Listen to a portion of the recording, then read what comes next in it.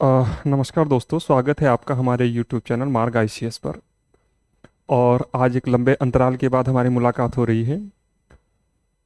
Official कुछ work आ जाने से लगभग 25-30 दिन का गैप लग गया था। हम उत्तराखंड करंट अफेयर्स कवर कर रहे थे। Most of the things of Uttarakhand current affairs हम कवर कर चुके थे। कुछ टॉपिक्स रह गए हैं, इक्का दुक्का जो भी होगा उसे मैं अब कवर करा दूंगा। एक बात। दूसरा, मैं ये पूरी उम्मीद कर सकता हूँ कि इस बीच आपने पढ़ाई की होगी और जो भी आपको करंट की क्लासेस कराई गई हैं उसका आपने अच्छे से रिवीजन किया होगा और प्रॉपर नोट्स भी बनाए होंगे।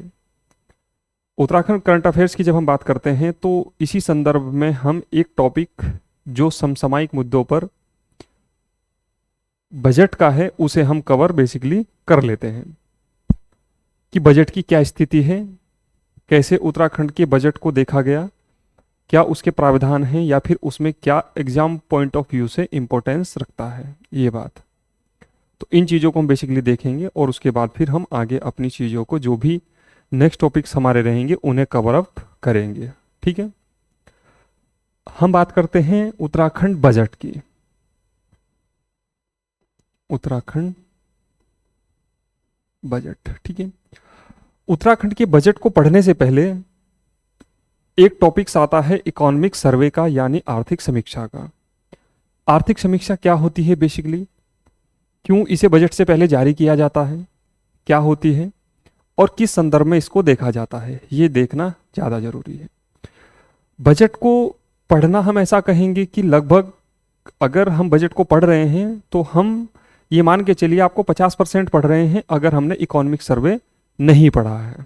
ठीक है, बट अगर हमने इकोनॉमिक सर्वे भी पूरा कर लिया है, उसको भी देख लिया है एक प्रकार से, तो कहीं ना कहीं बजट की जो स्थिति है या बजट की जो चीजें हैं वो कंप्लीट हो जाती हैं। ठीक है दोस्तों,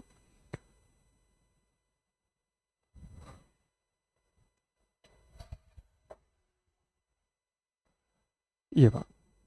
अब बजट को पढ़ने से पहले हम आर्थिक, मैंने बताया आर्थिक समीक्षा की बात करते हैं। ठीक है, और उत्तराखंड जब बजट की बात करते हैं तो एक हम किसकी बात करते हैं, बजट की बात करते हैं, ये बात। बट इसको समझने से पहले हम नेशनल लेवल पे जो बजट जारी किया जाता है थोड़ी सी रूपरेखा उसके बारे में देखते हैं, क्योंकि कुछ चीजें जनरल चीजों को जानने के बाद ही क्या होगा आपको वो ज्यादा बेहतर तरीके से समझ आएगी। ठीक है, जब हम बजट की बात करते हैं,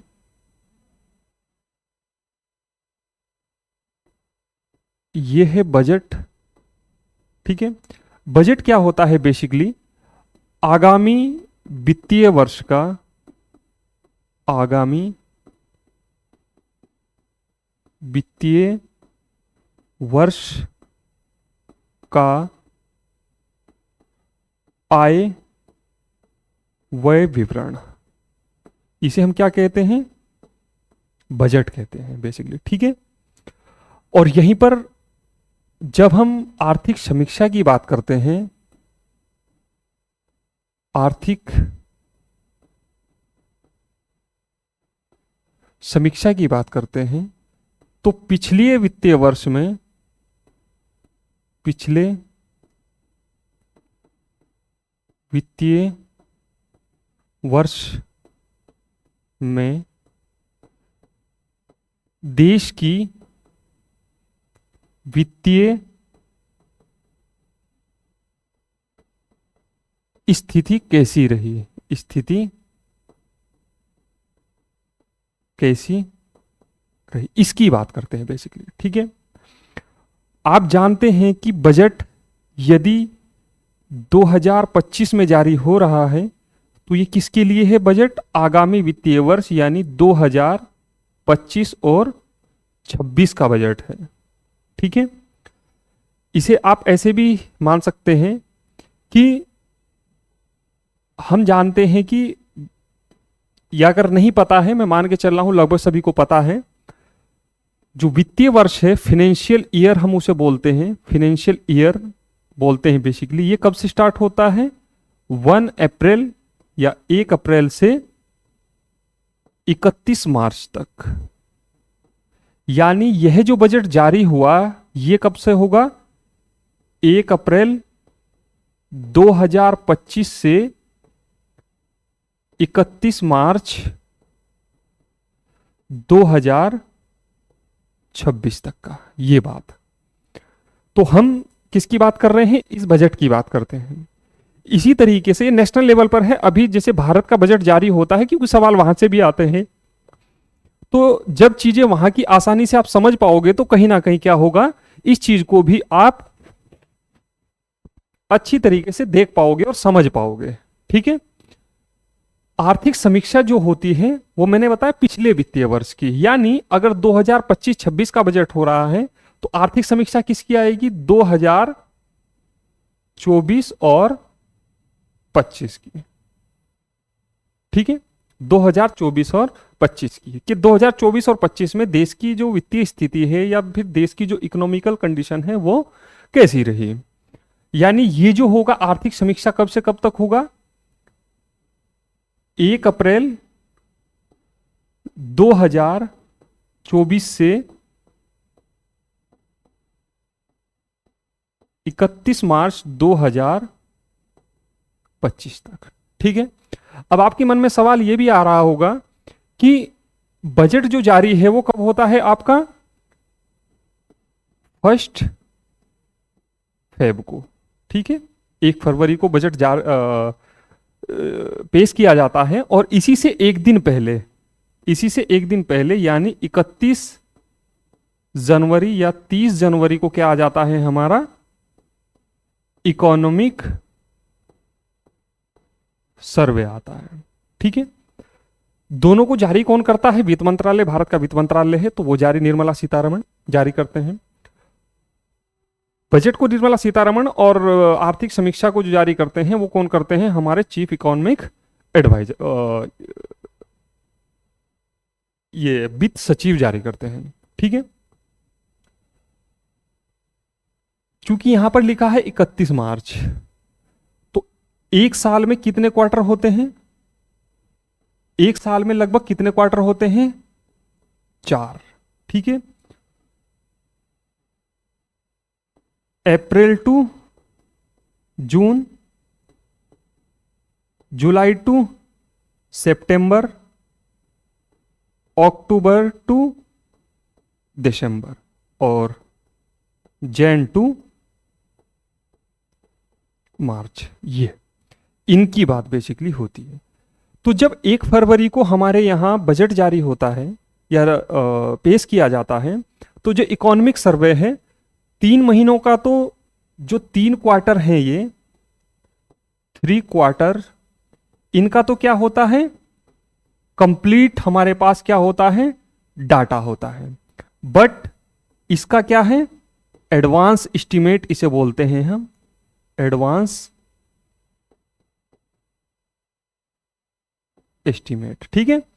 यानी आप इसे ऐसे भी समझ सकते हैं कि जब 1 फरवरी को या 31 जनवरी को जारी किया गया तो वो डेटा हमारे पास है नहीं, तो अगले जो है हम ये मान के चलते हैं कि जैसी स्थिति पिछले 3 क्वार्टर्स में रही, यानी 9 महीनों में जैसी स्थिति रही, ऐसी ही लगभग अगले 3 महीनों में रहने वाली है। तो इस चीज को क्या कहा जाता है?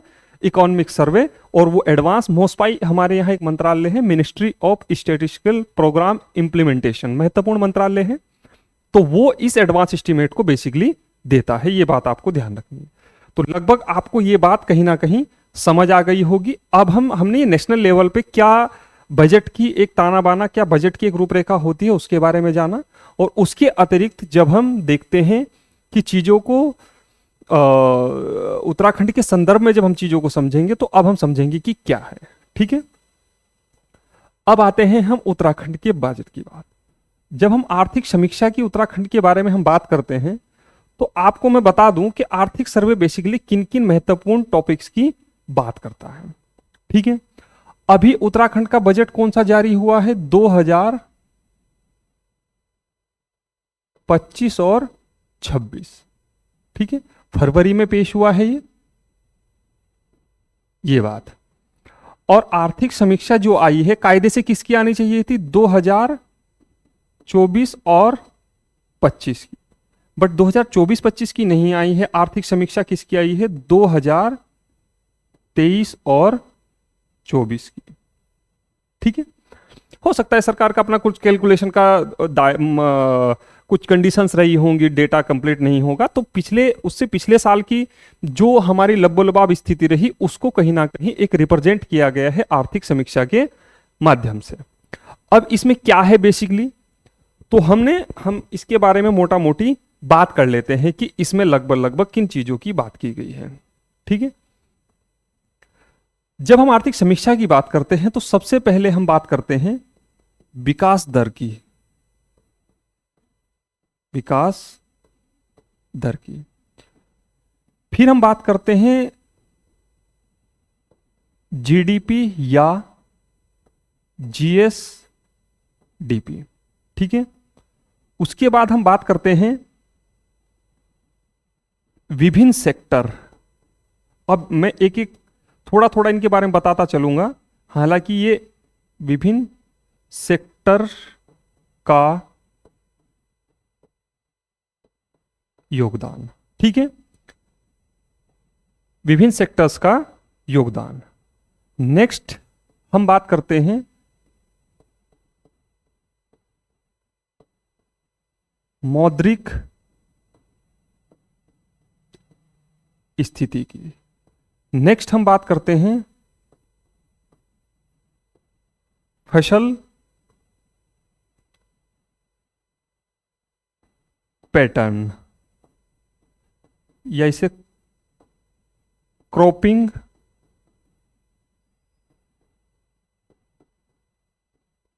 पैटर्न भी कहते हैं। ठीक है, क्रॉपिंग पैटर्न कैसा है।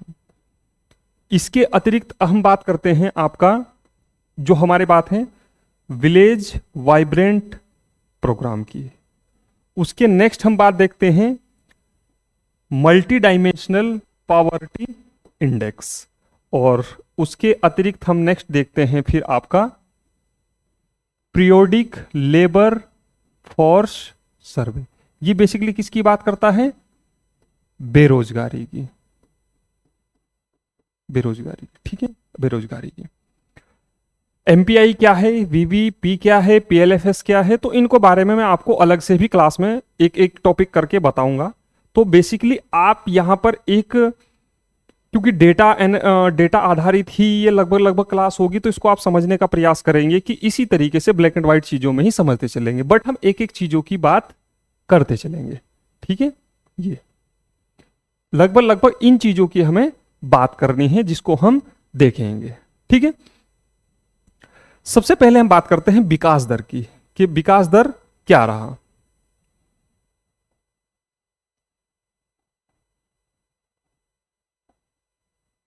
चलिए,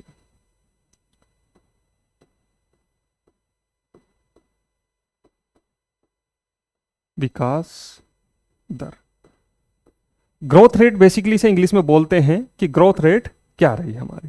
ठीक है, जब हम राज्य की विकास दर की बात करते हैं तो हमारा 2023-24 की जो विकास दर रही है, 2023 और 24 की जो विकास दर रही है वो 7.5 रही है, 7.5%। यानी आप ऐसे मान सकते हैं कि यदि राज्य ने पिछले साल 100 रुपए की ग्रोथ करी तो उसमें 7.5 और ऐड हो गए, और उसने क्या किया, 107.5 रुपए की ग्रोथ करी उसके नेक्स्ट ईयर। आप ऐसा इसको एक लेमन टर्म में चीजों को समझ सकते हैं। ठीक है, वहीं पर जब हम देखते हैं कि नेशनल लेवल पर क्या रही, तो यहां पर आप नेशनल लेवल पे अगर देखोगे, राष्ट्रीय स्तर पर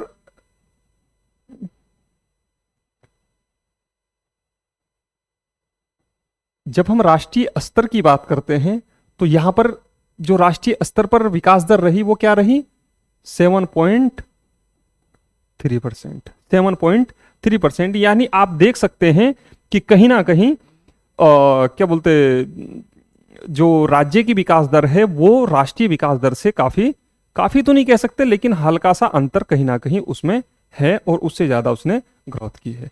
तो ये बात आपको ध्यान रखनी है। 2023-24 में 7.5% ग्रोथ रेट। Growth rate. ठीक है,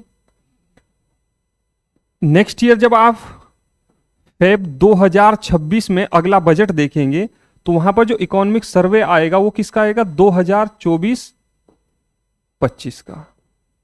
ठीक है, आना चाहिए 25-26 का बेसिकली, और 26-27 में जो बजट जारी होगा वो किसका होगा, 2026 और 27 का। अब ये कैसे होता है, यही कारण है कि क्लास में थोड़ा टाइम लग जाता है, तो चीजों को समझने में थोड़ा सा क्या होता है, समय लगता है। और कहीं ना कहीं फिर क्या है कि अच्छी चीजों को समझने के लिए, बेसिक अंडरस्टैंडिंग के लिए वो चीजें कहीं ना कहीं क्या होती हैं कि थोड़ा समय उसमें लगता है।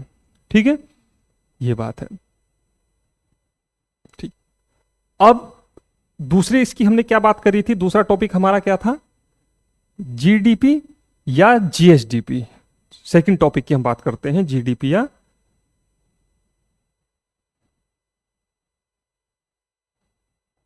जीएसडीपी।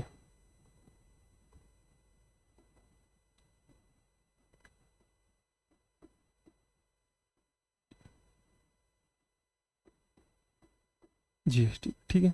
देखो दोस्तों, जीडीपी या जीएसडीपी की जब हम बात करते हैं, तो जब हम नेशनल लेवल पे बात करते हैं, राष्ट्रीय स्तर पर बात करते हैं, तो हम जीडीपी कहते हैं, ग्रोस डेवलपमेंट डोमेस्टिक प्रोडक्ट। और जब हम स्टेट की बात करते हैं तो ग्रोस स्टेट डोमेस्टिक प्रोडक्ट की बात करते हैं। आप इसे ऐसा मान सकते हैं कि हमारी जीडीपी का ग्रोथ रेट कितना है, जो हमने पीछे देखा, विकास दर, और यानी कि हमारे पास कुल मिला के सरकार के एसेट्स जो हैं, संपत्ति और अन्य चीजें जो हैं, उनका एक मौद्रिक मूल्य होता है, उसकी बात करते हैं। तो जीडीपी को बेसिकली जब हम देखते हैं तो जीडीपी को हम क्या, जीडीपी किसे कहते हैं, किसी वित्तीय वर्ष में देश की आर्थिक सीमा की, आर्थिक सीमा भी कई प्रकार से हो सकती है, वाणिज्यिक हो सकती है, राजनीतिक हो सकती है, आर्थिक हो सकती है, और भारतीय दूतावास भी 3-4 प्रकार की आर्थिक सीमा होती है। तो वो जब हम उसको कवर जीडीपी में पढ़ाऊंगा तो वहां कवर करेंगे। तो किसी भी वित्तीय वर्ष में, किसी एक सर्टेन वित्तीय वर्ष में देश की आर्थिक सीमा के अंतर्गत अंतिम वस्तु और सेवाओं के मौद्रिक मूल्य को ही क्या कहते हैं, बेसिकली जीडीपी कहते हैं। ठीक है, ये बात ध्यान रखनी है आपको। अब यहां पर भी आपको 2 चीजें ध्यान रखनी है। यदि जब हम राष्ट्रीय स्तर पर बात करते हैं, तो हम क्या कहते हैं उसे, जीडीपी। जब हम राज्य स्तर पर बात करते हैं तो उसे हम क्या कहते हैं, जीएसडीपी। ठीक है, आप यहां पर देख सकते हैं कि ग्रॉस स्टेट डोमेस्टिक प्रोडक्ट, और वहां पर क्या है, ग्रॉस डोमेस्टिक प्रोडक्ट की बात करते हैं। ये बात आपको थोड़ा सा चीजें ध्यान रखनी है। एक जीडीपी होता है, जीएसडीपी। जीएसडीपी स्टेट की बात करता है और जीडीपी नेशनल लेवल पर, और दोनों के दोनों भौगोलिक, ज्योग्राफिकल स्कोप और इकोनॉमिकल स्कोप को कहीं ना कहीं ये कैटर करते हैं, कहीं ना कहीं एक प्रकार से उसे देखते हैं। थोड़ा हेक्टिक लग रहा होगा, थोड़ा समझने में भी दिक्कत आ रही है, क्योंकि इकोनॉमिकल टर्म है तो समझने में दिक्कत हो सकती है, बट आप थोड़े रुके रहिएगा या फिर क्लासेस को देखते रहिएगा, चीजें क्लियर होती चली जाएंगी। क्योंकि इसको बेसिक, इसके पीछे का बेसिक समझने के लिए आपको चीजें थोड़ी सी मेहनत करनी पड़ सकती है, बट फिर भी मैं कोशिश कर रहा हूं कि चीजों को, आपको चीजें अच्छी तरीके से समझ आए। 2 चीजें हैं, मैं आपको बता दूं कि जो जीएसडीपी होती है, जो जीएसडीपी होती है, वो 2 प्रकार से आंकी जाती है। एक होती है प्रचलित कीमतों पर,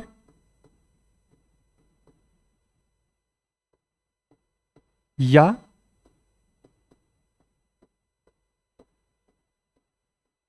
करंट प्राइसेस। ठीक है, और एक होती है बेस ईयर पर। ठीक है, 2 प्रकार से जीएसडीपी को देखा जाता है। एक होता है प्रचलित कीमत, एक होता है आपका बेस ईयर। प्रचलित कीमत क्या होता है, बेसिकली प्रचलित कीमत वो होता है जो आज अगर हम 2025 में उत्तराखंड की जीएसडीपी की अगर हम बात करें तो वो क्या होगा, करंट प्राइसेस पर। आप ऐसा मान सकते हैं कि यदि आज सेवा की अगर हम बात करें कि कोई सामान यहां से वहां ले जाने का, या मैं एक टीचिंग ही दे रहा हूं और ये एक सेवा है प्रकार की, अगर इसका एक मॉनेटरी वैल्यू निकाला जाए तो इसकी वैल्यू प्लस आप एक फैक्ट्री के अंतर्गत जो भी निर्माण हो रहा है उसकी वैल्यू को आप आज की कीमतों पे तय करें तो वो क्या होगा, करंट प्राइसेस पर। बट यहीं पर बेस ईयर क्या होता है हमारा, 2011-12 अभी तक। हालांकि अभी 1-2 महीने पहले ही बेस ईयर चेंज हुआ है और वो 2022 और 23। अब इसमें भी दो चीजें समझने आपको जरूरी है कि क्यों हम बेस ईयर और क्यों हम करंट प्राइसेस पर चीजों को देखते हैं। बेस ईयर बेसिकली आप ध्यान रखना, बेस ईयर किसे कहा जाता है, बेस ईयर सरकार के द्वारा वो ईयर फिक्स किया जाता है जब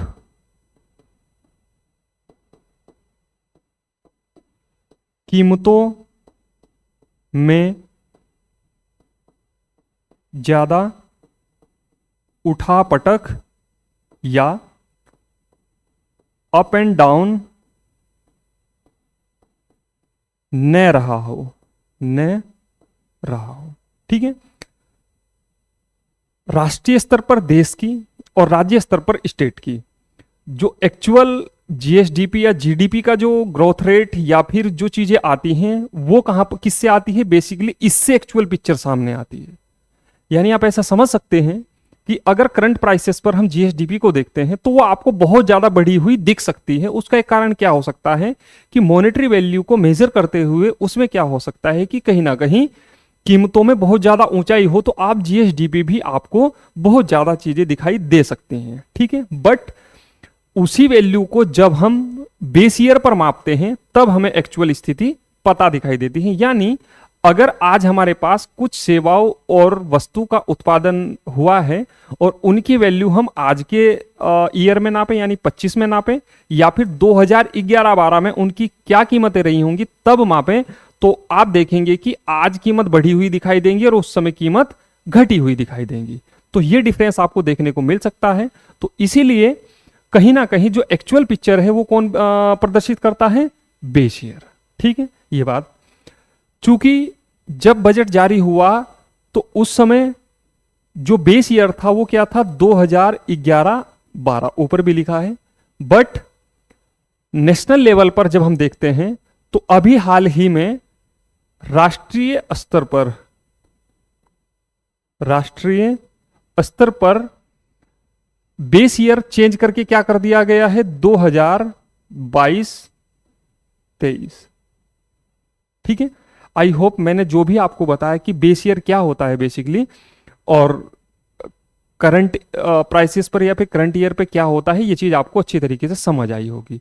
तो अब हम देखते हैं कि बेस करंट प्राइसेस पर यानी 2025 में उत्तराखंड की जीएसडीपी क्या है और प्लस बेस ईयर यानी 2011-12 की कीमतों पर जीएसडीपी आपकी उत्तराखंड की क्या है, ठीक है। ये तो मैं शॉर्ट फॉर्म में लिखूंगा करंट प्राइसेस, ठीक है। करंट प्राइसेस की जब हम बात करते हैं तो हमारे यहां उत्तराखंड की जो जीएसडीपी है वो कितनी है, 346 करोड़, 346 या 47 भी कह सकते हैं, 347 करोड़ भी आप कह सकते हैं करोड़। ये कब की बात कर रहे हैं हम, करंट प्राइसेस यानी 2025 में कितनी है। बट वहीं पर जब हम आधार वर्ष पर बात करते हैं, ठीक है, तब कितनी है, तो आप देखेंगे कि वर्तमान में उन वैल्यू की कीमत क्या होगी, बढ़ी हुई दिखाई देगी। बट जब हम स्थिर भाव पर या फिर हम आधार वर्ष पर बात करते हैं, स्थिर मूल्य, मैंने बताया ना कि बेस ईयर बेसिकली किसको सेलेक्ट किया जाता है कि जब कीमतों में बहुत ज्यादा उठापटक ना हो उसे बेस ईयर सेलेक्ट किया जाता है। तो आप यहां पर देखेंगे तो उत्तराखंड की जो जीएसडीपी है वो 213 या 214 करोड़ आपको दिखाई देगी, ठीक है। ये बात तो आई होप आपको ये चीजें कहीं ना कहीं समझ में आई होंगी कि करंट प्राइसेस पर क्या है प्लस बेस ईयर में क्या है या फिर आपका स्थिर भाव पर क्या है। यह बात आपको ध्यान रखनी है। यहीं पर आपको एक चीज और समझ लेनी है कि अगर हम बात करें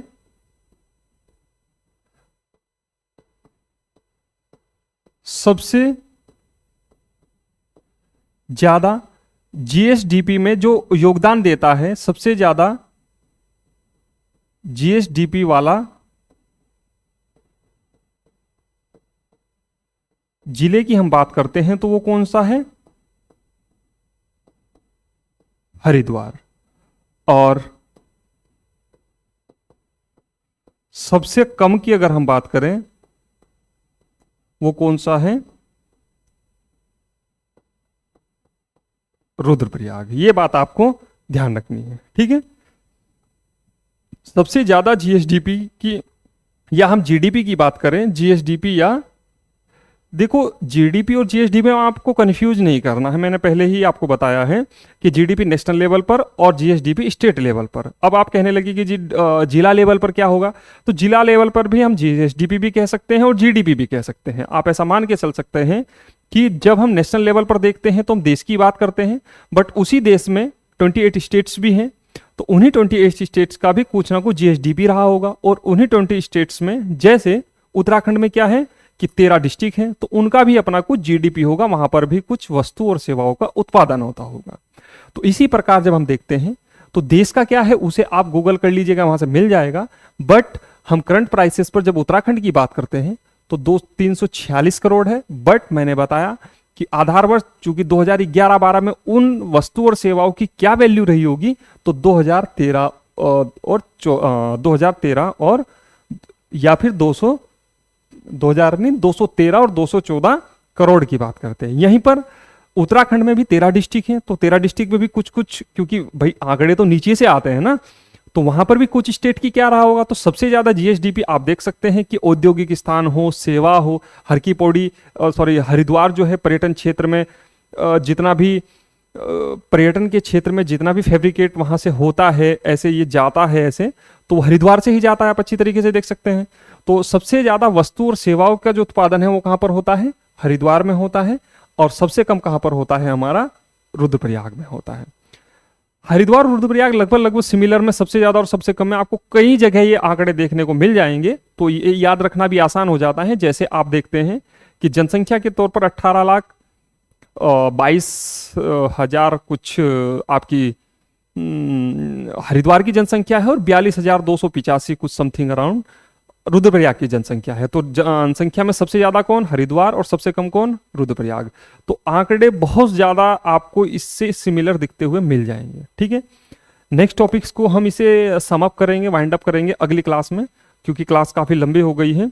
तो प्लीज आपसे अनुरोध है कि अगर हम कुछ दिन के बाद आए हैं या मैंने प्रयास किया आपको कुछ बताने का, तो आप तन्मयता से देखें, नोट्स बनाएं। कुछ दिक्कत आती है तो कमेंट बॉक्स में छोड़ें। उम्मीद है क्लास अब डेली ही करूंगा मैं, हालांकि इलेक्शंस आने वाले हैं उत्तराखंड के अंतर्गत, हरिद्वार को छोड़ के बाकी 12 डिस्ट्रिक्ट्स में, तो उनकी हम बात करेंगे। बट फिर भी स्टिल मैं कोशिश करूंगा कि चीज़ों को कहीं ना कहीं उन्हें पूरा कराने का प्रयास करूं।